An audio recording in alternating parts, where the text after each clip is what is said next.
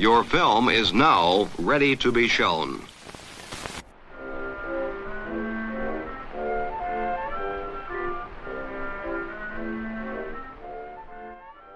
Good morning. I'm Justin Hendricks, editor of Tech Policy Press, a nonprofit media and community venture intended to provoke new ideas, debate, and discussion at the intersection of technology and democracy. Amazon is one of the world's largest and most powerful companies. Yet one of the engines of its might is largely invisible to customers, its vast network of millions of third-party sellers. In today's episode, we're going to talk with an expert who spent a good amount of time looking at the experience of the people operating the small businesses that power Amazon's global expansion. My name is Maura Weigel, and I'm an assistant professor of communication studies at Northeastern University. Maura, I'm so excited to talk to you today about a report that you've done for Data and Society, Amazon's Trickle-Down monopoly, third-party sellers, and the transformation of small business. So you've taken a look at the role of third-party sellers on Amazon's platform and kind of done a deep dive, talked to a lot of them as well. I want to ask you just about your methodology before we start. How did you go about doing this research? I got fascinated by Amazon's marketplace at a sort of fortuitous time. It was right before the pandemic and right at the beginning of relatively early in the US-China trade war. And so, a lot of things were happening and changing, which I think is always an interesting time to look at a particular site. In terms of how I found the actual folks I spoke to, that was a real learning process and actually maybe is interesting to talk about for a moment.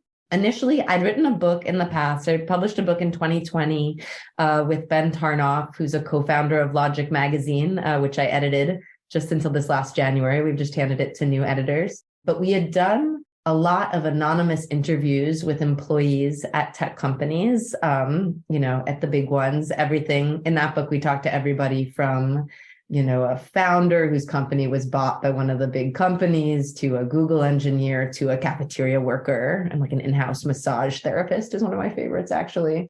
But in the past, I thought to learn about the tech companies, I would go find people from inside who were willing to talk to me anonymously. I did speak to a number of Amazonians and former Amazonians in doing this research. But after doing a couple engineer interviews, for a couple reasons, I decided that wasn't the way I wanted to go to understand the marketplace. First, of course, engineers are breaking their NDA to talk to me, and it's sort of complicated to talk to people who currently work for Amazon. That makes it difficult to recruit a robust, any kind of random sample at all, really. But more importantly, brilliant engineers are very focused on one particular little piece of the marketplace, right? So an engineer could explain to me how their widget that they developed to determine what shows up in search in different countries, how that worked. But I quickly realized that to get a more global view, it actually might be better to go to these third parties who, of course, are not NDA'd and currently working for Amazon, and who also are hustling this really complicated, sprawling system every day. I think there's a real sense that the single mom reselling stuff she buys for cheap in Targets across North Carolina has a better understanding of certain global dynamics in the marketplace than the engineer in Seattle does. That, of course, is sort of politically compelling or appealing to me, too. I believe in telling the stories of technology through the people who use it. And so what was interesting then is I thought, okay, this will be easy. I'll go find some third-party sellers to talk to. I first tried a quantitative approach where, with a friend, Francis Tsung, we scraped 5,000 or 10,000 sellers' contact information, tried to contact them at random. That didn't work at all for reasons I'd be happy to elaborate on.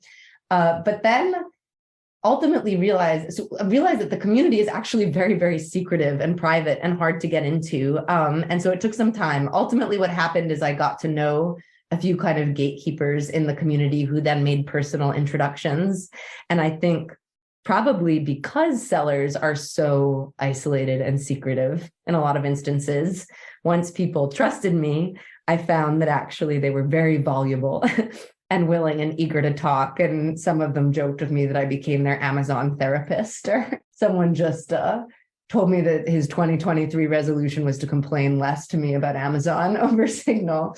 But anyway, I could elaborate more on any of that if it's interesting, but I basically found a couple different kinds of gatekeepers and then just tried to develop a rolling sample by asking for introductions. And, when I'd finish an interview, I'd ask if people knew other people in the community and built up the population that way. But it took months. It was much more challenging than I expected at first.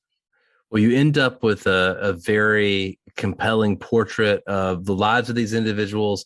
And I suppose that they're the people essentially living within the kind of economic dynamics, the game dynamics that Amazon's created for them. You call them the ambivalent realities of building a small business under the conditions that Amazon has created and controls.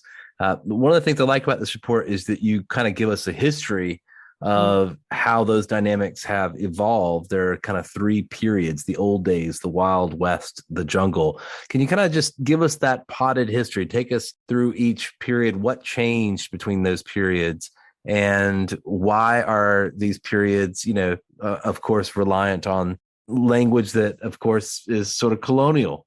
Yeah. Thanks for the question. So when I finally got people to talk to me, right, I started interviewing people.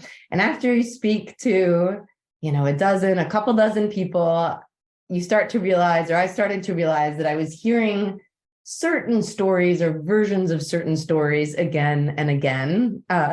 What a social scientist might call saturation, what we call saturation. And I realized, and it took some time, it took me a long time actually to just literally understand how all sorts of things about the marketplace work, because it's very complicated. It's not written down anywhere.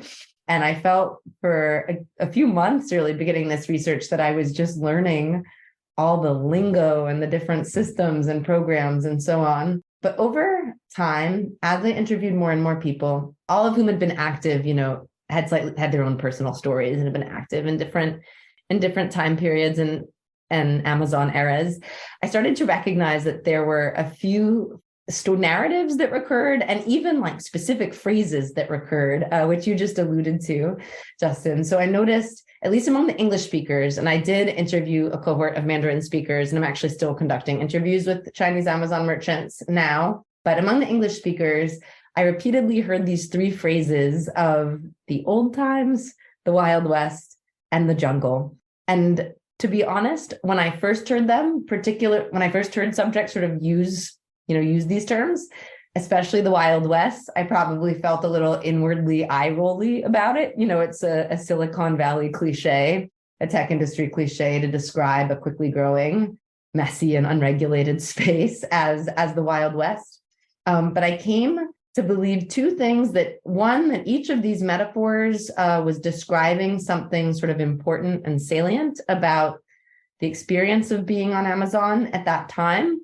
And two, that actually the kind of abrupt breaks between these periods, and I found that sellers who had very different biographies and lived in very different places generally concurred, about when the breaks between these periods were. I came to think that that itself was a sort of significant finding, right? That Amazon Marketplace sort of shifts dramatically and abruptly at these particular moments in reaction to policy and other decisions that Amazon makes. To put it concisely, the first era that relatively few people I interviewed had been active in, because it was a long time ago, but the folks who called themselves old timers generally were talking about selling between the year 2000, when Amazon opened its marketplace to third parties.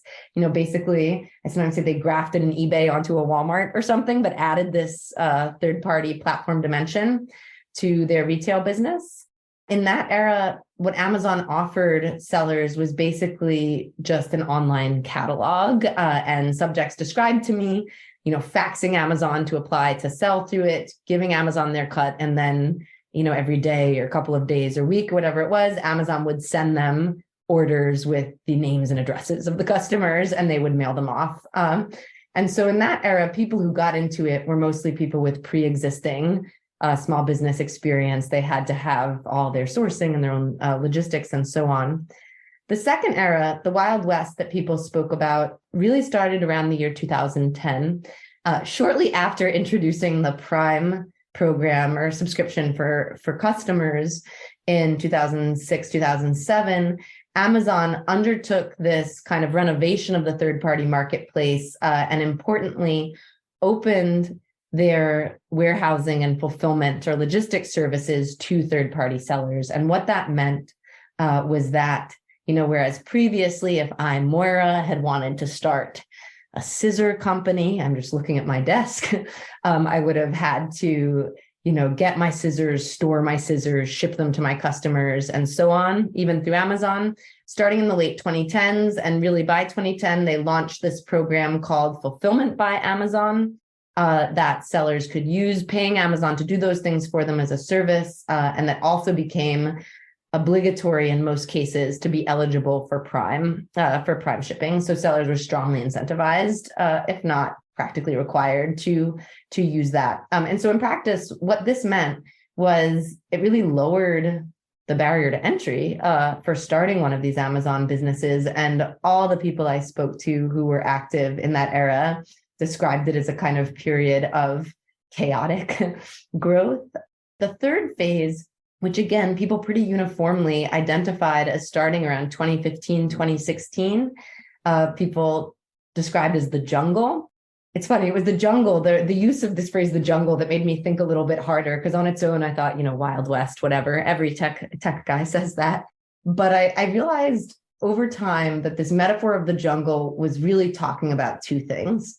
It was talking about the marketplace getting denser and more complicated, sort of less the open terrain where you could scale in a very rapid way relatively easily, as some people did in the Wild West period. Much more competitive, much trickier in terms of all sorts of policies and regulations and programs. And I realized after spending some time doing these interviews that the main causal factor, the main thing that had changed, was that Amazon opened their their marketplace in the US globally. I believe, should fact check this, but I think there are 182 countries that are currently eligible where people almost all of them. Yeah, I could be wrong about that. There are also 132 customs-free zones. So maybe I'm making up that number. Don't quote the 182. But many, many, many countries are eligible to sell. In practice, only China matters outside the US. 50% of all sales to the US marketplace, so through all third-party sales through Amazon.com, come directly from China. Amazon has tried to recruit merchants, particularly in South Asia and increasingly in Latin America, especially in Mexico, to sell through the platform, especially in light of sort of growing geopolitical tensions and instability between the US and China. But in practice, for better and worse, what opening the platform globally meant was a flood of Chinese manufacturers and small capitalists coming onto the marketplace. And that changed the dynamics dramatically in ways that everyone I spoke to pretty much recognized and saw as impacting their daily life. On the Chinese side too, of course. Not that there's no danger in the Wild West, but I do associate it with wide open spaces. But in the jungle, there's kind of a kill or be killed sort of mentality. Totally. Danger around every, bush, that kind of thing. You describe how essentially the individuals who are in the jungle are essentially taking on the mindset of Amazon itself. They're to some extent kind of reading in Amazon's imperatives and then building that logic into their businesses. Can you just explain how that works? Yeah, for sure. And as you were talking, I remember the second thing I meant to say about the jungle, because I take these sort of forms of lore and these metaphors people use to speak about their lives really, I take them really seriously and try to think with them. And I remember I was speaking with two Data and Society colleagues, Rigoberto Lara Guzman and Ranjit Singh, who's an anthropologist, about these metaphors of the Wild West and the jungle. And they said precisely what you did. They said, how atmospherically is the Wild West different from the jungle? Well, it's darker, it's denser, maybe you need a guide. So that really resonates. The other thing I realized that this language of the jungle reflects, or that I believe it reflects, is the huge growth in the mid to late 2010s of sort of whole industry of consultants and firms providing software and services to Amazon sellers specifically, all of whom try to brand, or most of whom I should say, try to brand themselves using the imagery of the Amazon in the jungle, Amazon's branding. So in a way, I feel like it also bespeaks the rise of this influencer and service culture that promises, whether or not truthfully or accurately, to help sellers navigate this kind of scary terrain. In terms of businesses becoming like mini Amazons, this is one of the things that really interested me, right? And if I can answer in a slightly academic way, since this is sort of an expert audience, one of the things that really fascinated me and fascinates me about the third-party sellers, right, is that they are small businesses. They're registered as small businesses. A lot of the people who get into it do so because they want a kind of independence and autonomy that we associate with entrepreneurship in the US. And there's a long tradition in our sort of political imaginary and life of thinking about entrepreneurship and small business that way. But in practice, particularly because Amazon is so dominant in e-commerce, most of these sellers are selling the vast majority of what they sell through Amazon, primarily, if not exclusively, through Amazon. I think of the 40-something people I interviewed for this study, one person I interviewed sold only 60-something%, did only 60-something% of his revenues through Amazon, but most people were like 8 in the 90s percentages. So anyway, these are really Amazon native businesses. And that was another kind of surprise to me, which was perhaps naive. When I started the research, I thought I'd be meeting, small business owners who used Amazon to quote unquote get online. Everyone, I'm trying to think if there's a single exception. I think every single person I spoke to who had a reasonably successful Amazon business over time had invented a sort of Amazon native business specifically designed to perform to Amazon's metrics and algorithmic incentives and so on. And sometimes, as you were suggesting in the question, the forms this took really made these small businesses look like mini Amazons. And that was kind of a metaphor that people use jokingly, for instance, describing how their houses and cars and apartments and garages got filled with stuff, how they'd like turn their living space into a mini fulfillment center. Or I always remember interviewing a Chinese seller from Shandong province who was speaking about reading these books in Mandarin many of which were published in the 2010s about how to get rich selling on Amazon, all of which were saying to imitate Amazon's tactics of selling at a loss for the first 6 months to gain search ranking, and so on. And so sellers have to really imitate Amazon's behaviors in certain ways and certainly perform to Amazon's metrics and algorithms. And in that sense, I think, there's a big conversation about how folks like ride-hailing drivers and delivery workers have been misclassified as entrepreneurs when really they're more like workers or employees. I think in a certain sense, I don't think the Amazon businesses are quite the same as, as driving an Uber or driving for Uber or Lyft. But I do think there are some similar dynamics in terms of like gigification and forms of algorithmic control that significantly undermine the autonomy that we associate with entrepreneurship. And that's part of why we valorize entrepreneurship in the US, in China too, by the way. But yeah. You say that these businesses are becoming kind of less like mom and pops and maybe look a little more like day trading. It almost seems to me like that's the right metaphor, but maybe the other one would be that they're in a casino that does pay out. Yeah. But, to some extent, they're trying to game the different dynamics, trying to make a buck. It sort of seems like the house always wins. Totally. And both the day trading, it's funny, the day trading metaphor is one that I think I highlighted in the report. At least two different people I interviewed explicitly used that metaphor and made that comparison, saying, and one person who used it was someone who'd had a long history in retail before getting into Amazon selling. But, two different people said to me, basically, it's less like running a corner store or a mom and pop than like day trading. It's all about recognizing risk and seizing short windows of opportunity on this global marketplace that you encounter through screens.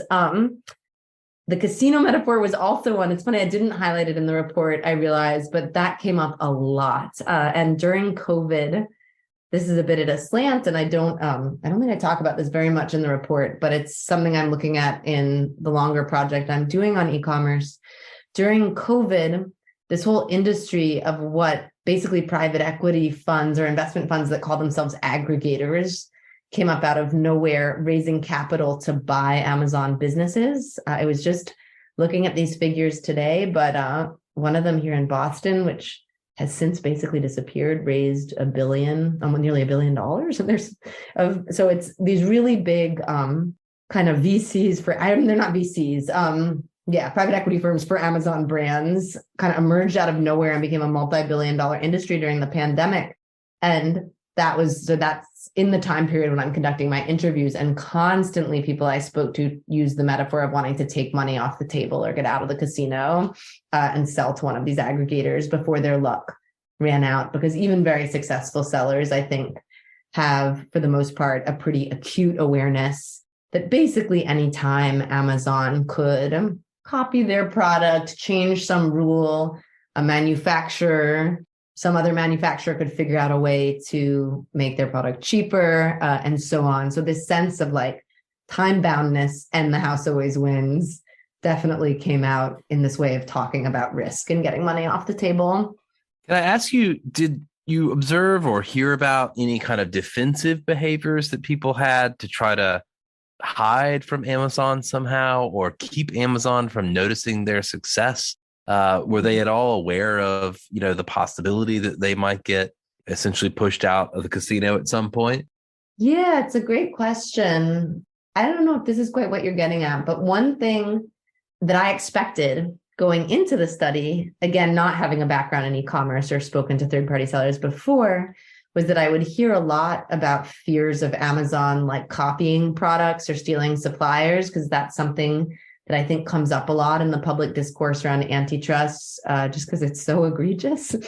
I actually don't think I ever once heard, and once I can think of one person who like independently brought up that possibility or voluntarily brought it up. And when I sometimes would ask people about whether that was something they worried about, and almost everyone I can remember asking about that said something to the effect of, well, that can always happen. Like, well, of course, that's a given. Of course, that can happen. It's funny. Another one of these recurring metaphors was the sandbox. Many people said, like, let's their sandbox. You're playing in the box. So interestingly to me, people seem to fear that to an extent, but sort of take it for granted. And then the things that they were more concerned about or defensive about were competition, either, fair competition or abusive behavior by competitors, which Amazon, they often feared, would not effectively govern or prevent. And I could offer a million examples of this kind of abuse tactics. And then the other thing people really worried about were unfair suspensions, or getting their account or their product blacklisted or suspended in ways that I think we're used to thinking about for social media. Like we've all heard stories of Twitter accounts that are unfairly banned, or a Facebook account gets brigaded and taken down unfairly. But these kinds of things happen on Amazon Marketplace too, these sort of familiar platform dynamics. And in a way, they feel lower stakes perhaps, because it's not the alt-right or neo-Nazis brigading an activist. But on the other hand, it's people's entire livelihoods, and many people's livelihoods in some case. I've spoken to multiple sellers who have lost over $1 million in revenue while trying to reach a human at Amazon who could explain to them what happened. Wow. And keep in mind, while they're losing that money and waiting, their inventory is in Amazon warehouses. They can't access it. Their search rank, which is basically their brand, right? Like if you think about what a brand is in the age of Amazon, it's a position in Amazon search results, basically, is plummeting. And so again, maybe we're talking about like dog collars and bath gel, so it seems less exciting than Nazi memes. But on the other hand, it's people's entire lives. There is a broader intellectual project obviously going on right now that's trying to redefine monopoly harms, rethink antitrust, rethink, how to think about these mega platforms, the sort of, network effects and other kind of implications of platformization. you introduced this idea of trickle-down monopoly. I want to kind of ask you two questions in one, which is how do you see your work fitting into this intellectual project? And what is trickle-down monopoly? I'll answer those questions in reverse order, if it's okay. It's funny, trickle-down monopoly was a phrase that just struck me talking to sellers, and then I sort of tested it out with some of them, and they liked it and thought it was accurate, and I went with it. I use this concept of trickle-down monopoly to try to name this fundamental ambivalence of the seller position. And part of what interests me about them is their position is really ambivalent, because in a way they stand to gain a lot from Amazon's monopoly. But the promise that Amazon holds out to the seller, right, is that they can grab their piece of Amazon's huge market share or Amazon's growth. And to bring it back to the colonial metaphors, that was part of what struck me about those two, right? Is like the promise of the Wild West or the jungle is that the, settler, colonialist, or conquistador, or whoever gets to go grab their piece of this new terrain being opened up. At the same time, it struck me that many of the people I spoke to sort of saw Amazon itself as like the crown or the state that could arbitrarily take things away, change things in the background. So anyway, the trickle-down monopoly concept I use to refer to the way that Amazon, because of its huge market power, holds forth this promise of participating in its growth and wealth at the same time that it renders, people don't really, mostly doesn't really work. And it renders the small businesses dependent on it incredibly vulnerable to its changing whims and imperatives. In terms of the broader intellectual project, I think I'm broadly sympathetic. Very sympathetic to it, or agree with a lot of the criticisms that folks like FTC Chair Lina Khan or scholars like Subil Rahman and Tim Wu have made about how, post-Borkian definitions of monopoly that look at the problem exclusively through rising consumer prices can't capture the kind of power that a firm like Amazon exercises. I guess I probably tend to see the problem based on my work and my own orientation. Perhaps maybe it's the same conclusion, but from a slightly different angle in terms of just the level of power that firms exercise over people's lives and livelihoods. Maybe it is an exact agreement, I don't know.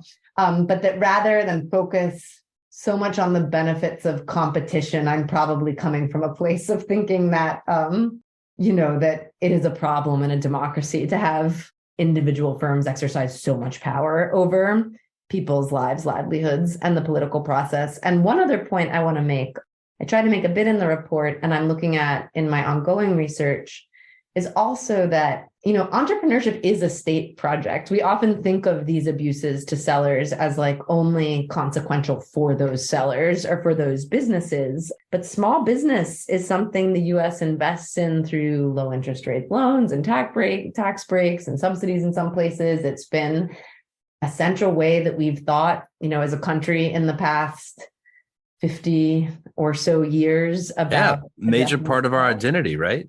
And so I think that it's like, to the extent there's a new study, someone called Joseph Kaziukanis just published this week that got some attention, where he, by looking at the P&L statements of all these businesses that shared their P&Ls with them, because he's really respected in the space, found that the average Amazon seller pays upwards of 50% of every sale to Amazon, which to me at least is a shockingly high number. Like the most recent robust number I'd heard for that was from a few years ago and was more like 35%.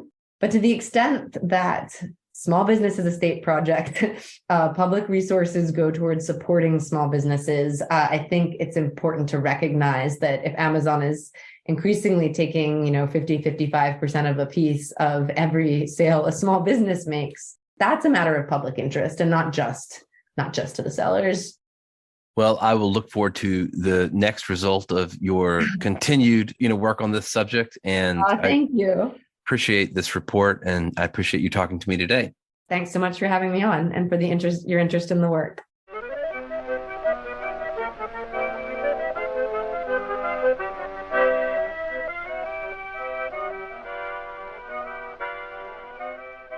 That's it for this episode. I hope you'll send us your feedback. You can write to me at justin@techpolicy.press or find us on Twitter @techpolicypress. Thanks to my guest, thanks to Brian Jones, my co-founder, and thank you for listening.